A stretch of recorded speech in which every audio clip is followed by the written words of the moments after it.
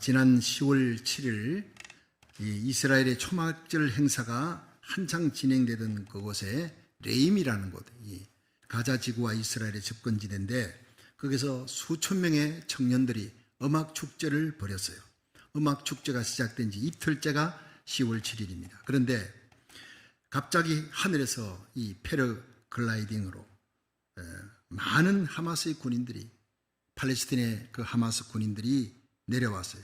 무차별 총을 난사하는. 그러니까 이제 이 축제가 벌어지고 광란의 그 축제를 하면서 음악을 추고 음악을 맞춰서 춤을 추고 있는데 하늘에서 이벤트가 또, 이 대회 측에서 이벤트를 준비했구나. 참 준비를 잘했다. 뭐가 내려오니까. 근데 그게요, 완전 자기들을 죽인 하마스 군대인 줄 전혀 몰랐던 거예요. 내려오면서 그 총을 난사하고 260명이 죽고 1,400여 명이 부상당하고 200여 명이 또 끌려가고 전쟁이 시작된 거예요. 이스라엘은 가만 당할 수가 없죠. 보복 전쟁이 나서 지금 가자지구로 쳐들어갔어요. 지상군이 지하 500km의 그 거미줄처럼 얽혀있는 땅굴을 완전히 초토화시키고 있는 거예요. 정말 이 전쟁이 3차 전쟁으로 가지 아니할까? 에스겔 38장의 그 전쟁으로 가지 아니할까? 모든 군사 전략가들은 걱정을 하고 있습니다. 전쟁이 시작된 10월 7일 레임 음악 축제는요, 브레드 뉴스의 김종철 목사님이 계십니다. 운영하시는 그분이 이거는 초막절의 행사가 아니었다. 우상숭배였다. 부처를 앞에서 큰 부처상을 세워놓고 거기에 많은 청년들이, 이스라엘 청년들이 광란의 축제를 벌이는 마약의 축제, 마약을 하고 정신이 해롱해롱 가운데 막 그냥 뒤엉켜서 춤추는데 보면 불상이 있는 거예요. 저도 그래서 깜짝 놀랐습니다. 그거를 여러분들이 한번 직접 사진으로 볼 수 있길 바랍니다. 지금 사진에 보이는 것이 불상이죠. 분명히 그 주위에 이제 이스라엘 청년들이 막 돌면서 이 댄싱을 하고 있는데 사람들은 그냥 이 초막절 축제인 줄 알았죠. 저게 완벽한 우상숭배였습니다. 어떻게 이스라엘 땅에서 이렇게 부처를 세워놓고 저러는지. 그런 마약의 광란의 축제, 죄악입니다. 시딤에서 민수기 25장 시딤에서 이 모압의 여자들이 이스라엘의 청년들을 불렀어요. 그리고 그들과 함께 바알신에게 우상숭배하니까 바알부올이라 바알에게 속해버렸다. 우상숭배하고 음란의 파티가 벌어진 그 장면을 보고 하나님이 진노하셔서 24,000명을 전염병으로 죽여나갑니다. 그때 비느하스가 일어나서 하나님의 질투하심으로 질투하며 하나님의 마음을 시원케 하는 사건이 일어납니다. 죄를 짓는 그들, 두 남녀들, 이스라엘 백성들 한가운데 장막에 들어오니까 창으로 꿰뚫어 죽여버리는 거예요. 하나님의 마음이 시원했다 그랬어요. 오늘날 불의를 향해서 타협하는 그리스도인들이 너무 많습니다. 세상 불의와 어둠의 세력을 향해서 분노하는 의분을 가지기를 주의 이름으로 축원합니다. 우리와 우리 교회, 우리 자녀들이 이 시대에 의로운 분노를 가진 비느하사가 되기를 주님 원하는 거예요. 비느하사를 하나님이 축복하셨어요. 대대로 제사장의 영광을 누릴 것이다 했어요. 여호수아서에 보면은요, 이 하나님의 신앙을 그대로 고수하면서 어떤 어려움이 와도 믿음을 지켜나가는 사람, 여호수아와 갈렙 같은 그들의 신앙이 참 그리운 때입니다. 출애굽기 32장에 보면 이스라엘 백성들이 모세가 호렙산에 올라가, 시내산이죠. 거기서 하나님의 법궤를 받아 내려오는데 하나님이 빨리 내려가라, 내 백성이 타락했다는 거예요. 내려가 보니까 막 축제 노래가 들리는 거예요. 이게 뭐냐 봤더니 금송아지 세워놓고 우리를 애굽 땅에서 이끌어낸 사람은 바로 이분이다. 금송아지다. 그가 여호와 하나님이다. 하나님이 진노하신 거예요. 우상숭배하는. 그래서 레위 지파 사람들을 불러서 칼을 차게 하고 우상숭배에 앞장섰던 사람을 다 죽여라. 그들을 죽였습니다. 3,000여 명을 죽였습니다. 그래서 250만 명이 살게 된 거예요. 부패한 더러운 부분을 도려내버렸기 때문에. 여러분, 오늘도 하나님께서는 우상숭배에 빠지는 그런 하나님의 백성들을 다 그냥 처리해 나가십니다. 하나님이 제일 미워하는 죄가 우상숭배 그리고 교만의 죄입니다. 오늘 본문이 여호수아 24장에 보면 여호수아가 이제 온갖 역경 고난 다 겪고 마지막 110세가 되어서 임종을 합니다. 그 임종 때 세겜의 많은 이스라엘 지파들 12지파 다 모으고 마지막 유언을 할 때 장로들, 지도자들을 모아 재판장들을 모았어요. 두령들을 모았어요. 그리고 그에게 마지막 고백을 합니다. 자기가 이제 이 세상을 떠나는데 마치 어린 아이를 홀로 두고 떠나는 어머니의 마음 같아. 이스라엘 백성들이 얼마나 쉽게 우상숭배에 빠지는지, 또 하나님 버리고 우상숭배하는 것도 아니에요. 하나님도 섬기고 우상숭배도 하고 이 둘 사이에서 왔다 갔다 하니 하나님이 얼마나 진노하는지. 여러분, 하나님은 둘째 자리를 주는 것, 그것은 하나님을 밀어내버리는 것하고 똑같은 것입니다.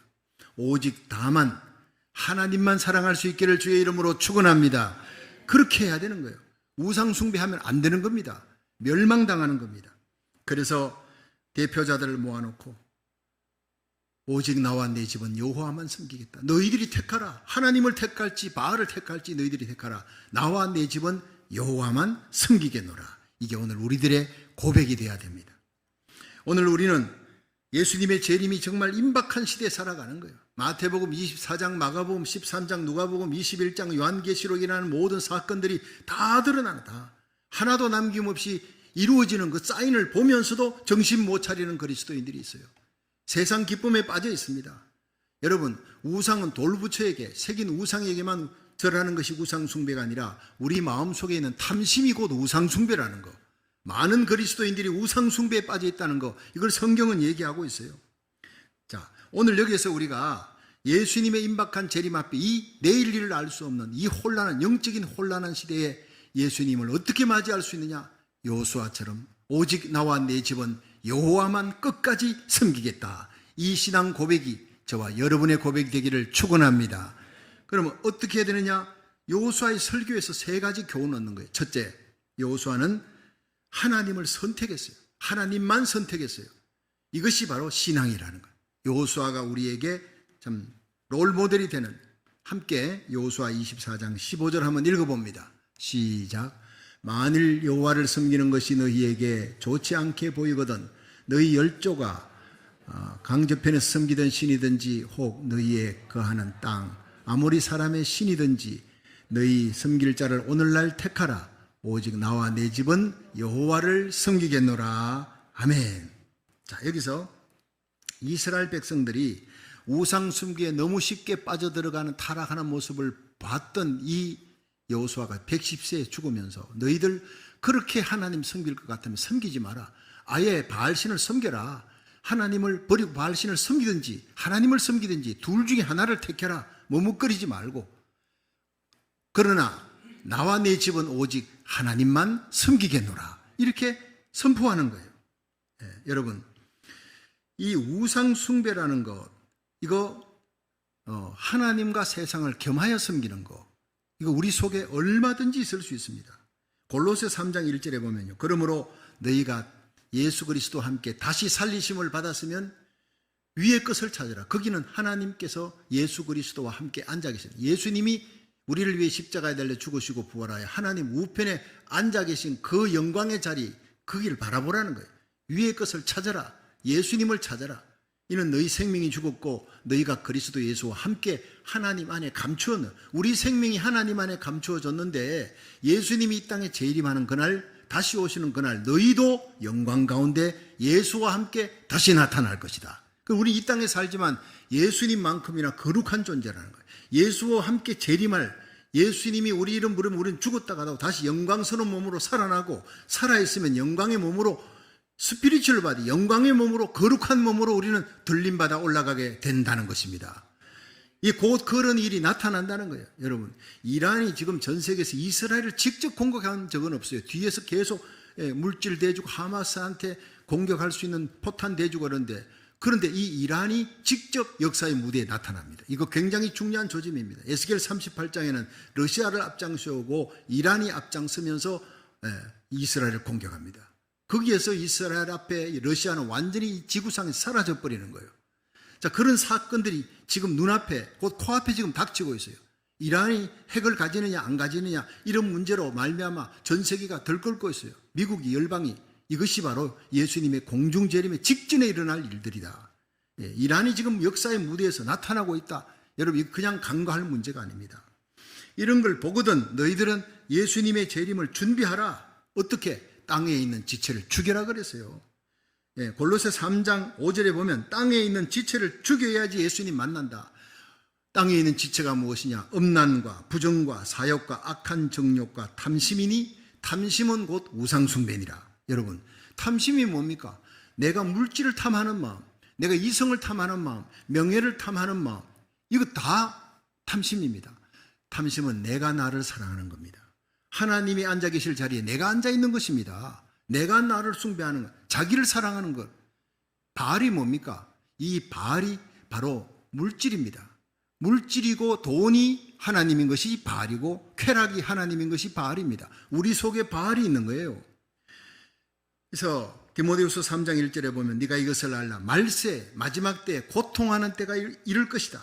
사람이 자기를 사랑하면 이게 바로 탐심이라는 거예요. 탐심의 변장한 모습이 자기를 사랑하는 거예요.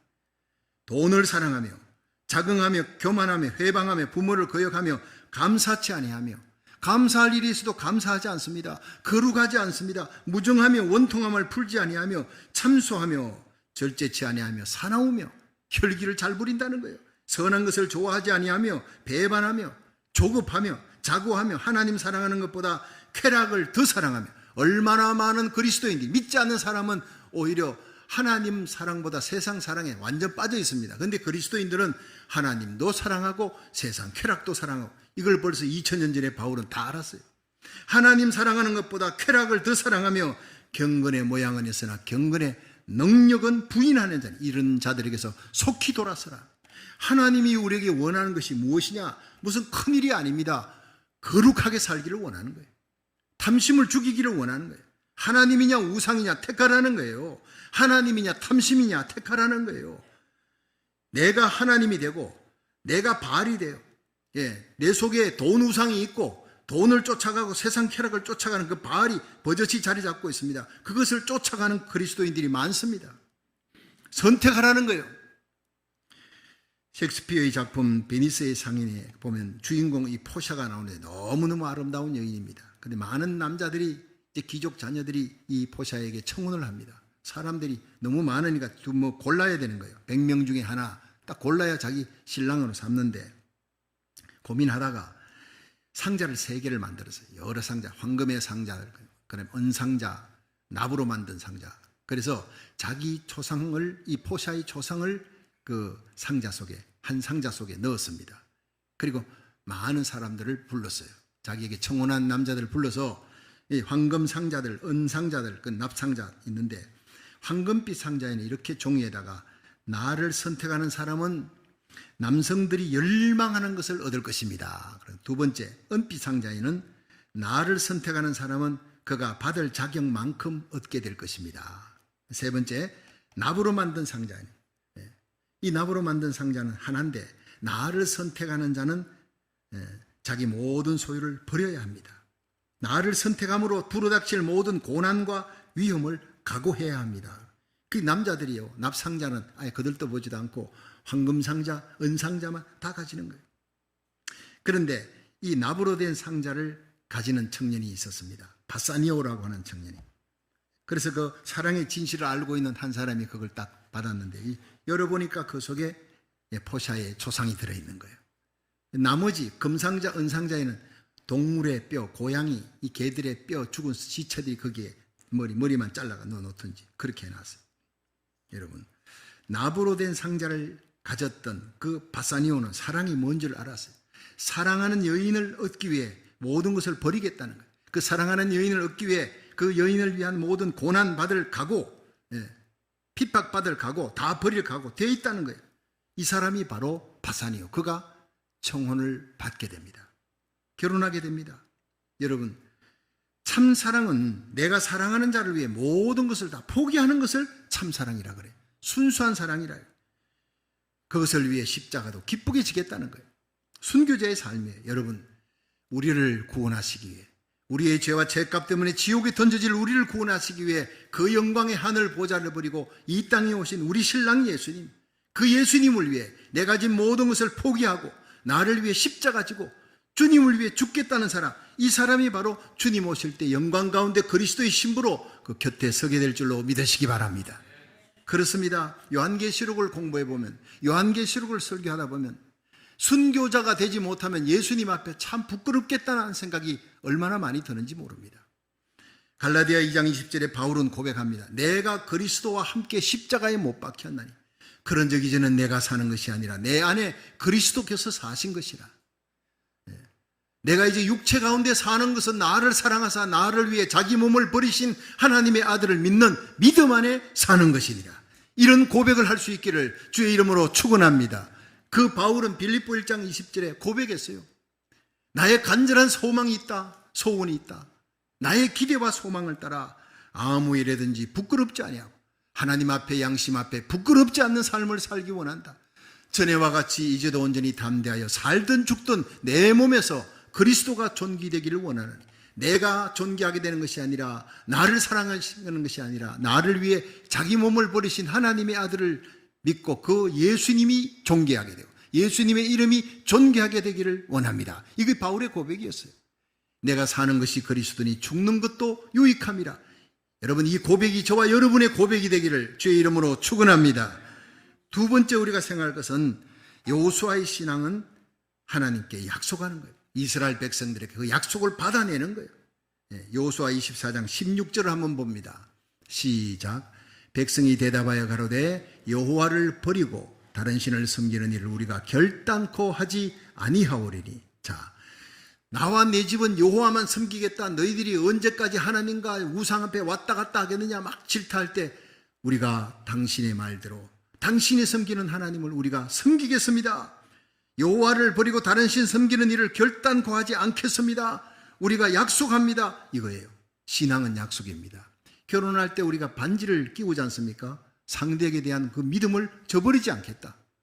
젊을 때나 늙을 때나 건강할 때나 병들었을 때나 변함없이 사랑하겠습니다. 그 약속이에요. 여러분, 예수님을 언제 사랑했습니까? 내가 예수를 구주로 받아들이는 그 순간 나는 주님 따라가는 길이 아무리 순탄한 길이든 역경이든 변함없이 한결같이 주님만 사랑하겠습니다. 따르겠습니다. 순종하겠습니다. 이 고백이 바로 주님과 나 사이의 약속입니다.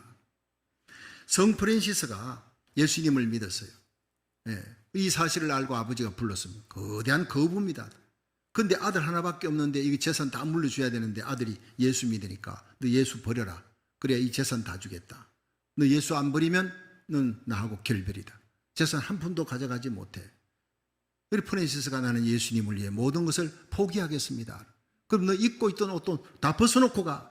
그 자리에서 프란시스는 주저함이 없이 입고 있던 옷까지 다 벗어놓고 아버지 집을 떠났습니다. 그것이 세인트 프란시스, 성 프란시스의 시작입니다. 버려야 합니다.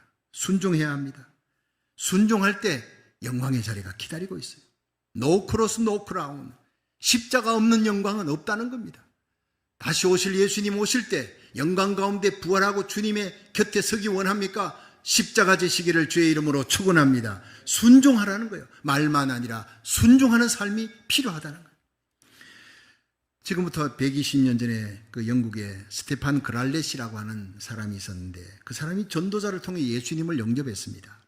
성령으로 거듭나서 회개하고 예수님 믿고 거듭나고 나니 얼마나 감사한지, 소망이 예수님밖에 없는 거예요. 예수님 복음 전하는 게 얼마나 기쁜지. 어느 날 깊이 기도하는 중에 어느 밀림 지역으로 가서 설교하라는 거예요. 그 밀림 지역에 사람이 살지도 않는데 그렇지만 자꾸 그 음성이 들리니까 갔습니다. 역시 밀림 지역에는 아무도 없어요. 황폐한 땅입니다. 벌목하는 사람들이 이미 다른 지역으로 다 이동을 했어요. 그냥 황폐한 땅입니다. 한 사람도 없어요. 그래서 이 스테반은 그냥 돌아오려다가 하나님 명령이니까 거기 가서 설교하라 했으니까 오두막집에 들어가서 혼자 열심히 예수님의 십자가의 도를 전했습니다. 하나님이 세상을 이처럼 사랑하사 독생자를 주셨으니 이는 저를 믿는 자마다 멸망치 않고 영생을 얻는 겁니다. 이 십자가 지시기 위해 하나님 아들 우리 위해 육체를 입고 오셔서 저주를 담당하셨습니다. 그의 십자가로 그 피로 구원함을 받는 겁니다. 막 뜨겁게 설교했어요. 그리고 난 다음에 돌아왔습니다. 이제 3년의 세월이 지났습니다. 그런데 런던 다리를 걷고 있는데 어떤 사람이 막 달려와서 이 스테판의 팔을 붙들면서 당신 맞지요? 드디어 당신을 찾았습니다. 누구십니까? 사람을 잘못 본 거 아닙니까? 아니요. 당신 3년 전에 어느 밀림 지역의 오두막집에서 막 설교했지요. 예수님 십자가에 대한. 그렇지요. 그건 내가 기억납니다. 했더니 그때 당신 뒤에서 그 설교를 내가 들었습니다.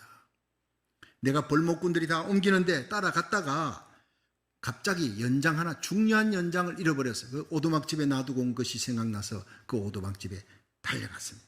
그런데 오두막집에서 사람 소리가 들려 몰래 가봤더니 당신이 설교를 하고 있었어요. 천상의 음성이었습니다. 예수님이 하나님의 아들이라는 것, 그의 십자가의 피로 내 죄가 사함받다는 것을 내가 눈물을 흘리며 그 말씀을 듣고 회개하고 예수님을 영접했습니다. 그 이후로 나는 예수님에게 미쳤어요. 온전히 예수님의 복음을 전하느라 1000명에 넘는 사람들에게 복음을 전했고 그들이 예수를 믿었고 그들 중에 3분의 1이 목회자가 되고 선교사가 되었습니다. 선교사의 길을 걸어갔습니다. 그 얘기를 듣는 순간에 스데판은 눈물이 흘렀어요.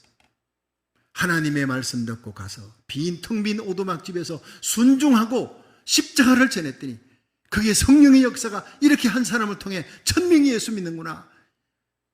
그래서 그 벌목꾼이 이 모든 영광은 바로 당신이 축복의 통로였습니다. 당신이 외치지 않았다면 내가 예수를 만날 수가 없었습니다. 여러분, 이해가 되지 않아도 순종하시기를 바랍니다. 순종할 때 기적이 일어날 줄로 믿으시기 바랍니다. 마지막 때 주님이 찾는 것은 예수를 구주로 고백하는 신앙뿐 아니라 실천하는 신앙, 그 믿음으로 순종하는 신앙을 찾고 있는 겁니다. 여러분, 여호수아 3장에 보면 요단강이 갈라질 때 하나님께서 이스라엘의 그 제사장들이 법궤를 메고 가게 했어요. 넘실거리는 요단강, 보리 추수할 때가 됐을 때는 2m가 넘습니다. 거기를 들어가라는 거예요. 이해가 되지 않습니다. 그런데 그들이 순종하며 제사장들이 발이 요단에 딱 닿으니까 요단 강물에 발을 집어넣자마자 요단 강물이 갈라지고 위에서부터 쌓이고 여리고성으로 직행하는 길이 열리게 됐다는 겁니다. 그 축복의 길, 기적의 길은 순종할 때 일어날 줄로 믿으시기 바랍니다. 마지막 때 교회가 많습니다. 믿는 자들이 많습니다. 그러나 순종하는 자는, 말씀대로 살아가는 자는 지극히 적을 것이라는 거예요. 에녹같이 노아같이 환난전에 들림받는 사람, 여러분, 노아같이 환난을 통과하면서도 구원받고 온 가족을 구원하는 신앙은 바로 하나님과 동행하는, 하나님의 말씀대로 살아가는 사람들인 줄로 믿으시기를 바랍니다. 그렇습니다. 하나님의 말씀대로 순종하고 살아갈 때 하나님은 지켜주십니다. 보호해 주십니다. 어떤 환난도 닥치지 못하도록 하나님이 그 기스로 덮어준다 그랬어요. 그게 시편 91편입니다. 시편 91편 14절에는 특히 저가 나를 사랑한 적 내가 저를 건지리라. 저가 내 이름을 안 적 내가 저를 높이리라. 하나님이 높여주는 사람, 하나님이 위경에서 건지는 사람이 누구냐? 하나님을 아는 사람. 안다는 것은 야다입니다. 체험으로 아는 거예요. 하나님 말씀을 체험으로 지키는 다니엘, 사드락, 메삭, 아벳느고 같은 사람, 믿음으로 하나님이 사자굴에서 건져내시고 믿음으로 사드락, 메삭, 아벳느고는 풀무불에서 건져내시는 거예요. 하나님 살아계심을 체험하는 자, 순종하는 자가 되기를 주의 이름으로 축원합니다. 하나님은 저희 환난 때에 저와 함께하여 저를 건지시고 영화롭게 하시리라. 장수함으로 저를 만족하며 나의 구원을 저희에게 보이리라. 이 시편 92편 14절의 말씀은 너무나 귀한 말씀. 우리가 하나님께 약속한 것을 지키고 하나님만 사랑하면 반드시 우리와 우리 자녀들, 우리에게 속한 자를 건지시고 지키시고 높이시는 축복을 받게 될 줄로 믿으시기 바랍니다. 마지막 세 번째, 여호수아의 신앙, 그 신앙을 받은 이스라엘 백성은 고백합니다. 여호수아와 함께 고백하는, 그러니까 신앙은 고백하는 신앙이에요. 고백하지 아니하는 것은 신앙이 아닙니다. 여호수아 24장 18절을 봅니다. 시작. 여호와께서 또 모든 백성 곧 이 땅에 거하던 아모리 사람을 우리 앞에서 쫓아내셨음이라. 그러므로 우리도 여호와를 섬기리니 그는 우리 하나님이심이니이다. 아멘. 여러분, 이 여호수아가 마지막 고백하면서 너희들이 하나님이냐 바알이냐 둘 중에 택하라. 오직 나와 내 집은 여호와만 섬기겠다 하니까 그렇습니다. 우리도 하나님만 섬기겠습니다. 그 말씀 섬기기를, 순종하기를 약속합니다. 왜냐? 하나님께서, 여호와께서 이 땅의 7 족속을 다 물리치셨습니다. 홍해바다도 가르셨습니다. 40년 광야길에 우리에게 하늘의 비와 같이 먹을 것 만나를 다 내려주셨습니다. 채우시는 하나님, 아말렉을 물리치시고 바로왕을 물리치시고 승리케 하신 하나님, 전쟁에 능하신 하나님, 우리가 체험했습니다. 여호와 하나님은 전능자이십니다. 우리는 결코 여호와를 배반하지 않겠습니다. 고백하는 거예요. 오늘 여러분, 이 찬양 가운데 드리는 예배 가운데 여러분의 신앙이 고백이 되기를 주의 이름으로 축원합니다. 베드로가 그랬죠. 주는 그리스도시요 살아계신 하나님의 아들입니다. 고백하니까 야 베드로야 너는 반석이다. 이 반석 위에 교회를 세울 것이다. 천국의 열쇠를 줄 것이다. 온갖 축복을 다 주었잖아요.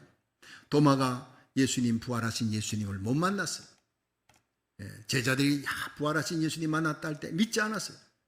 8일 후에 예수님이 나타나셨어요. 도마야 네 손을 내밀어 내 못자국을만 손에 못자국 옆구리의 창자국을 만져보아라. 근데 옆구리의 창자국은 예수님의 옷에 가려서 안 보이니까 옷을 헤집고 예수님 보여줬을 거예요. 자, 그때 도마가 예수님의 옷자락 만져봤겠습니까? 나 같으면 못 만져. 감히 눈앞에까지 나타나서 의심하지 말라. 너는 보고 만져보고 믿어라. 그 자리에서 무릎을 꿇습니다. 나의 주여 나의 하나님입니다. 눈물 흘리며 고백했습니다. 의심이 끝나는 그 순간 확신이 되고 제자들 11명 가운데 가장 멀리 가장 어려운 인도 땅에 가서 복음 전하다가 거기서 창에 맞아 죽습니다. 창에 찔려 죽으면서도 그는 주님을 찬양하며 갔다 했습니다. 저는 의심하는 성도들 좋아합니다. 성경 공부할 때 의심의 눈초리로 물어봅니다. 고추장 발린 소리로 막 물어보는 의심하는 청년들 난 좋아합니다. 그 의심이 끝날 때는 이제 확신이 되니까. 도마처럼 가장 멀리 가장 고난스러운 환경에서도 가장 확실하게 복음을 전할 복음의 전사가 될 줄로 믿으시기 바랍니다. 마태복음 10장 33절에 예수님은 사람 앞에서 나를 부인하면 나도 하나님 앞에 부인한다. 천사들 앞에 부인한다. 중요한 것은 우리는 교회에서뿐 아니라 믿지 않는 사람들과 함께 살아가는 직장생활 삶의 자리에서 예수를 구주로 고백하는 삶이 필요하다는 거예요. 산제사가 필요한 거예요. 신앙 고백적인 삶이 필요하다는 거예요. 로마서 10장 9절에 보면 네가 만일 네 입으로 예수를 주로 시인하며 또 하나님이 그를 죽은 자 가운데 살리신 것을 네 마음에 믿으면 구원을 얻으리니 사람이 마음으로 믿어 의에 이르고 입으로 시인하여 구원에 이르느니라. 여러분 아시다시피 로마의 당시 로마시리 아침이 되면 굿모닝하고 인사하지 않습니다. Caesar is my king. 가이사 황제는 나의 왕입니다. 고백합니다. 그때 크리스찬들은 그렇게 고백하지 않아요. 예수님이 나의 왕이다. Jesus Christ is my king. 이렇게 고백하면 고발당하고 적각 화형장으로 그리고 짐승들이 밥이 됩니다. 목베임을 당해 죽습니다. 곧 예수가 나의 구주라는 고백은 죽음을 상징하는 거예요. 화형장으로 끌려가는 거예요. 순교자가 되는 것입니다. 입으로 시인하는 삶, 목숨 걸고 내 삶에 예수가 구주라는 그런 삶을 나타내는 산제사, living sacrifice, 살아있는 제사. 나는 살아있지만 내 속에 육성이 죽고 나는 십자가에 못 박히고 예수가 살아 움직이는 삶을 사시기를 주의 이름으로 축원합니다.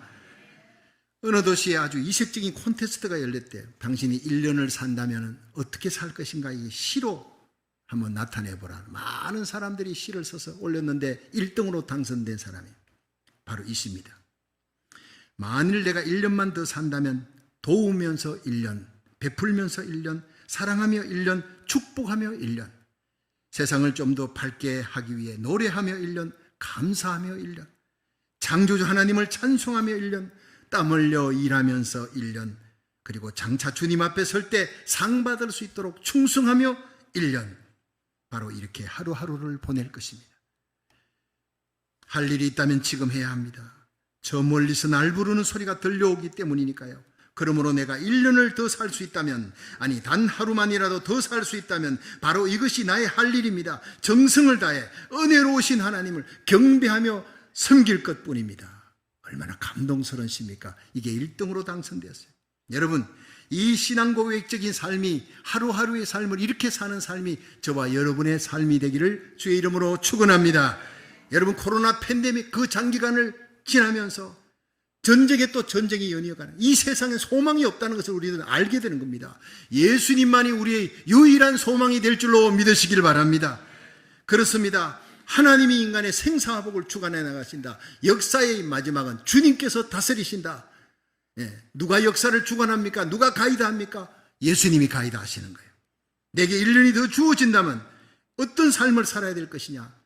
찬양하며 감사하며 충성하며 헌신하며 주와 동행하며 살 것이다. 여호수아의 고백처럼 하나님만을 선택하는 신앙, 하나님과 약속하는 신앙, 하나님께 신앙 고백적인 신앙, 오직 나와 내 집은 여호와만 섬기겠습니다. 고백하는 저와 여러분이 되기를 주의 이름으로 축원합니다.